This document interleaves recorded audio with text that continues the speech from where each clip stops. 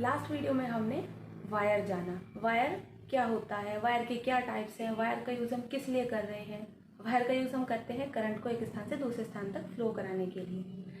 पर हमने देखा है, अपने घरों में ही देखा है कि करंट को अगर हमें फ्लो कराना है, मतलब एक स्थान से दूसरे स्थान तक हम करंट को लेके जाना है, करंट का यूज़ कर रहे हैं, तो क्या करते हैं कि हम केबल का भी यूज़ करते हैं। केबल वर्ड हमने बहुत सुना है। अब जब वायर के द्वारा ही करंट को फ्लो करा दिया गया था तो इस केबल की आवश्यकता क्यों पड़ी है, तो आज के वीडियो में हम केबल को अच्छे से जान लेंगे। जब एक कंडक्टर के ऊपर, एक चालक के ऊपर एक इंसुलेशन का आवरण चढ़ा दिया जाता है तो वो केबल का निर्माण करता है। मतलब जब एक कंडक्टर के ऊपर अगर एक इंसुलेशन की परत चढ़ी है तो हमारा केबल बनता है। केबल में एक चालक भी हो सकता है और स्टैंडर्ड चालक भी हो सकते हैं, और हमारा केबल कोर के रूप में भी हमें मिल सकता है, जैसे सिंगल कोर, डबल कोर या मल्टी कोर केबल। अब ये कोर क्या आया है, कोर तो एक नया वर्ड आया है। ये कोर क्या होता है, जब एक केबल में इंसुलेटेड चालक का यूज किया जाता है तो वो हमारा कोर कहलाता है। अब अगर एक इंसुलेटेड चालक है तो वो सिंगल कोर केबल कहलाएगा, और अगर दो चालक हैं जो कि इंसुलेटेड हैं तो वो हमारे डबल कोर केबल कहलाते हैं। अब ये अलग अलग कोर में हम क्यों यूज़ करें, क्योंकि कभी हमें सिंगल फेज के लिए केबल चाहिए होता है, कभी डबल फेज के लिए, कभी 3 फेज के लिए। तो अलग अलग फेज में केबल को यूज़ करने के लिए हमने केबल में कोर को बनाया है। केबल का यूज़ हमने किस लिए किया है, क्योंकि अगर हम वायर के द्वारा करंट को फ्लो कराएं, करंट तो फ्लो हो जा रहा है पर हम उसमें सेफ नहीं है। अचानक से अगर हमारा वायर से कोई संपर्क हो जाए, वायर को हमने टच कर दिया, तार को हमने टच कर दिया, तो हमें एक वोल्टेज का झटका लग सकता है। पर अगर हम केबल को छूते हैं तो उससे हमें कोई वोल्टेज का खतरा नहीं रहता है, हम उसे आसानी से छू सकते हैं, हमारी मशीनें भी उससे सुरक्षित रहती है। इसलिए हमने केबल का यूज़ किया है। केबल का अलग अलग वर्गीकरण कर दिया गया है कि जैसे वोल्टेज के अनुसार या उसके इंसुलेशन के अनुसार। वोल्टेज के अकॉर्डिंग जो केबल को बांटा गया है वो कुछ रूप में बांटा गया है कि जैसे जैसे वोल्टेज का मान बढ़ता है तो हमारे केबल का टाइप भी बदलता जाता है। जैसे लो वोल्टेज केबल, जो लो वोल्टेज केबल होते हैं वो 1 किलो वोल्ट यानी 1000 वोल्ट से नीचे की वोल्टेज पर काम कर सकते हैं। जो हमारे घरों में लाइट चलती है या फैन चलते हैं उन सब में हम लो वोल्टेज केबल का यूज़ करते हैं। नेक्स्ट आता है हमारा हाई वोल्टेज केबल। जो हाई वोल्टेज केबल होते हैं वो 1 किलो वोल्ट से और 11 किलो वोल्ट तक काम कर सकते हैं, यानी 1000 वोल्ट से 11000 वोल्टेज की वोल्टेज पर वो काम कर सकते हैं। अब इनका यूज़ हम अपने घरों में भी करते हैं, जैसे पावर लोड के लिए, और इंडस्ट्रीज़ में भी। जितने भी हमारे 3 फेज मोटर होते हैं, ये 3 फेज जो मशीनें होती हैं उन सब में हम हाई वोल्टेज केबल का यूज़ करते हैं। जैसे super voltage cable, super voltage cable में जो वोल्टेज का ग्रेड होता है वो 11 किलो वोल्ट से 33 किलो वोल्ट तक के बीच की वोल्टेज को अपने अंदर से फ्लो करा सकता है। जो हमारी डिस्ट्रीब्यूशन लाइन होती है उन सब में हम सुपर वोल्टेज केबल का यूज़ करते हैं। एक्स्ट्रा हाई वोल्टेज केबल आता है। एक्स्ट्रा हाई वोल्टेज केबल में 33 किलो वोल्ट से और 132 किलो वोल्ट तक की जो वोल्टेज होती है उसको आसानी से फ्लो करा सकता है। जितनी भी हमारी ट्रांसमिशन लाइन होती है, वितरण लाइन होती है, उन सब में हम एक्स्ट्रा हाई वोल्टेज केबल का यूज़ करते हैं। Extra super high voltage cable जो 132 किलो वोल्ट से ऊपर की वोल्टेज होती है उसको अपने अंदर से आसानी से फ्लो करा सकता है। इस प्रकार हमने वोल्टेज के अनुसार अपने केबल को अलग अलग रूपों में बांट दिया, जिनका यूज़ हम इस तरह से करते हैं। नेक्स्ट आता है हमारा इंसुलेशन के अकॉर्डिंग, कि जब एक कंडक्टर था उसके ऊपर इंसुलेशन को चढ़ाकर हमने केबल को बनाया, तो इंसुलेशन के भी कुछ टाइप्स होंगे कि अलग अलग इंसुलेशन के अनुसार भी हमने अपने केबल को बांटा है। जैसे पेपर इंसुलेटेड केबल होता है कि अगर हम इंसुलेशन के रूप में पेपर का यूज़ कर रहे हैं तो पेपर इंसुलेटेड केबल कहलाता है। और रबर इंसुलेटेड केबल, यदि हम केबल के ऊपर इंसुलेशन की परत चढ़ाने में एक रबर का यूज़ कर रहे हैं तो रबर इंसुलेटेड केबल कहलाता है। इंसुलेशन के आधार पर जो केबल को बांटा गया है उसके कुछ टाइप्स भी हैं। जैसे VIR केबल, VIR होता है हमारा वल्केनाइज इंडिया रबर केबल, जिसमें होता क्या है कि कंडक्टर के ऊपर वल्केनाइज इंडिया रबर का एक आवरण चढ़ा दिया जाता है, तब हमारा VIR केबल तैयार होता है, जिसे हम लो वोल्टेज केबल के रूप में यूज़ कर सकते हैं। हमारे घरों में जो भी वायरिंग या उपकरणों को चलाने के लिए जिस केबल का यूज़ किया जाता है वो VIR केबल का यूज़ हम कर सकते हैं। नेक्स्ट आता है हमारा CTS केबल।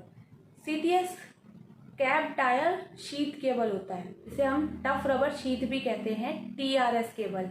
टफ रबर का, एक कठोर रबर का आवरण चढ़ा दिया जाता है तो हमारी TRS केबल तैयार होती है। TRS या CTS केबल का यूज़ भी हम लो वोल्टेज केबल में ही करते हैं, हमारे घरों में जो वायरिंग वगैरह होती है। PVC केबल, अब जब से PVC केबल आया है या उसका आविष्कार हुआ है तब से हम VIR या CTS का प्रचलन बहुत कम हो गया, हम इसे बहुत कम यूज़ करते हैं। PVC होता है पॉलीविनाइल क्लोराइड केबल।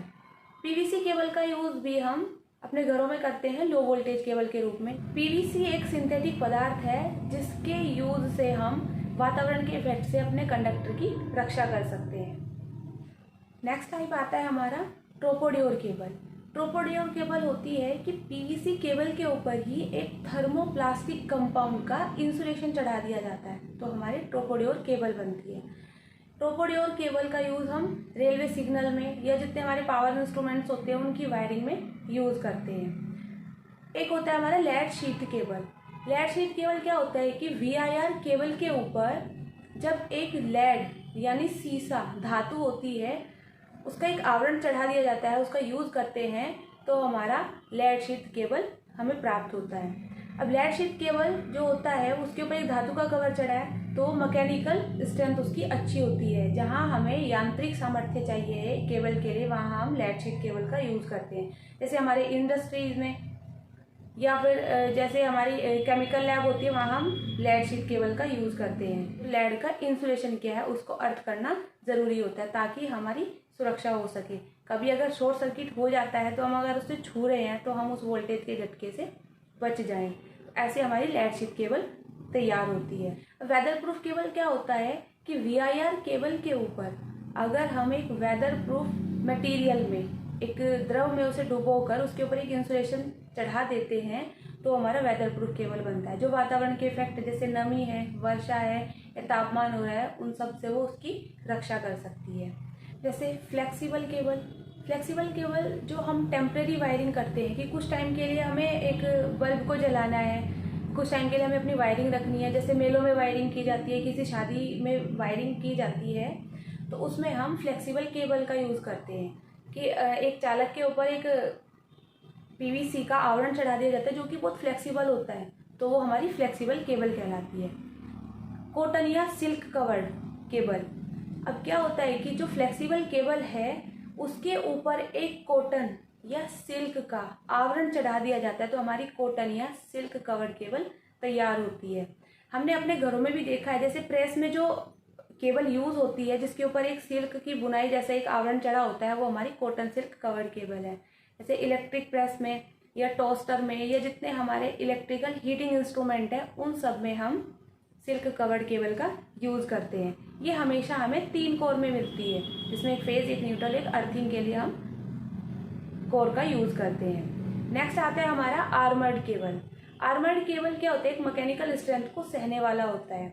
जो हमारे जितने भी अंडरग्राउंड केबल हैं उन सबको हम आर्मर्ड केबल की श्रेणी में रखते हैं। केबल का चयन कर रहे हैं तो उसमें कंडक्टर कैसा होना चाहिए ये हमें देख लेना चाहिए। उसके बाद है इंसुलेशन। केबल को यूज़ कर रहे हैं तो उसका इंसुलेशन अच्छा हो, उसकी डाइलेक्ट्रिक स्ट्रेंथ अच्छी हो, तो हमें यह भी देख लेना चाहिए।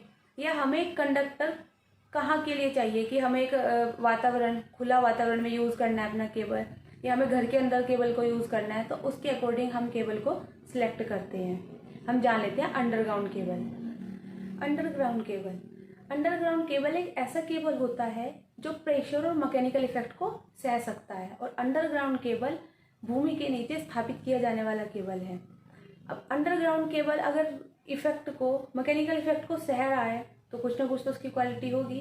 अंडरग्राउंड केबल के ऊपर इंसुलेशन की कई सारी परत का हम यूज़ करते हैं जो मैकेनिकल इफेक्ट को सहने में उसकी मदद करता है।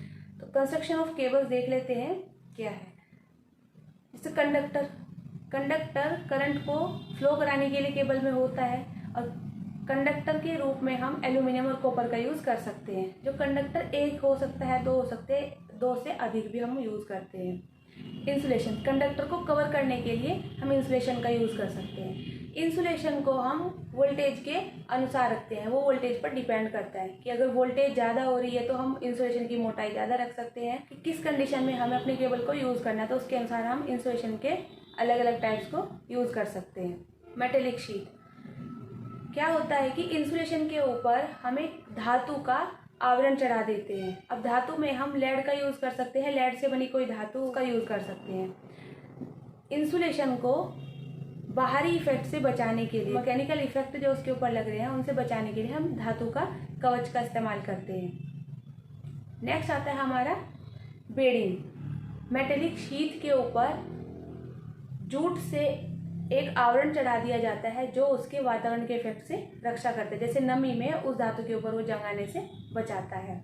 आर्मरिंग, बेडिंग के ऊपर आर्मरिंग की परत होती है। आर्मरिंग गैल्वेनाइज स्टील का यूज़ करके उसके ऊपर एक तह लगा दी जाती है। आर्मरिंग के ऊपर होती है सर्विंग की परत। सर्विंग जिसमें जूट से उस आर्मरिंग के ऊपर एक आवरण चढ़ा दिया जाता है, जितने भी हमारे वायुमंडल के इफेक्ट हैं उन सब से वो आर्मरिंग की रक्षा करता है, उस केबल को वायुमंडल के इफेक्ट से बचाता है। इस तरह से हमारा अंडरग्राउंड केबल तैयार होता है अलग अलग परत के रूप में, जिससे वो एक मैकेनिकल स्ट्रेंथ उसकी मजबूत होती है और वो मैकेनिकल इफेक्ट को सह सकता है। अंडरग्राउंड केबल का हम यूज़ क्यों कर रहे हैं और केबल के मुकाबले, तो इसके कुछ एडवांटेजेस होते हैं। वोल्टेज को एक स्थान से दूसरे स्थान तक जो पहुंचा रहे हैं ओवरहेड लाइन के द्वारा, जैसे तूफान या आंधी चल रही है तो वो टूट सकता है, उसमें कुछ भी क्षति आ सकती है। अगर हम अंडरग्राउंड केबल का यूज़ कर सकते हैं इन इफेक्ट से बच सकते हैं। अंडरग्राउंड केबल मौसम की स्थिति से कम प्रभावित होता है, इसका रखरखाव का खर्च बहुत कम आता है। और जितनी भी घनी आबादी वाले क्षेत्र होते हैं जहाँ अत्यधिक आबादी मतलब अत्यधिक व्यक्ति रह रहे हैं, घर बहुत पास हैं, भीड़ भड़ाका वाला जो इलाका होता है वहाँ हम अंडरग्राउंड केबल का यूज़ करते हैं। इसमें दोष आने की कम संभावना होती है, कुछ उसकी हानियाँ भी हैं कि जो अंडरग्राउंड केबल को स्थापित किया जाता है तो उसकी प्रारंभिक लागत बहुत अधिक आती है। उसकी वायरिंग करना अंडरग्राउंड केबल की बहुत महंगा पड़ता है। अगर इसमें कोई दोष आ भी गया है तो उसको खोजना बहुत कठिन है, तो इसलिए भी इसकी एक हानि है। अंडरग्राउंड केबल में अगर जोड़ लगाते हैं तो उसकी लागत भी बहुत अधिक आती है। दो अंडरग्राउंड को केबल को अगर जोड़ना है तो उसकी लागत भी बहुत अधिक आती है। इसलिए हम अंडरग्राउंड केबल का यूज़ तभी करते हैं जहाँ ओवरहेड लाइन को लगाना मुश्किल हो, जैसे घनी आबादी वाला क्षेत्र है या कहीं संयंत्रों में जहाँ बड़ी बड़ी मशीनें या इंडस्ट्रियल एरिया है, वहाँ हम अंडरग्राउंड केबल को स्थापित करते हैं। या जो हमारे सब स्टेशन होते हैं वहाँ हम अंडरग्राउंड केबल का यूज़ करते हैं। आज का हमारा वीडियो कैसा लगा लाइक और शेयर ज़रूर कीजिएगा और कमेंट बॉक्स में ज़रूर लिखिएगा।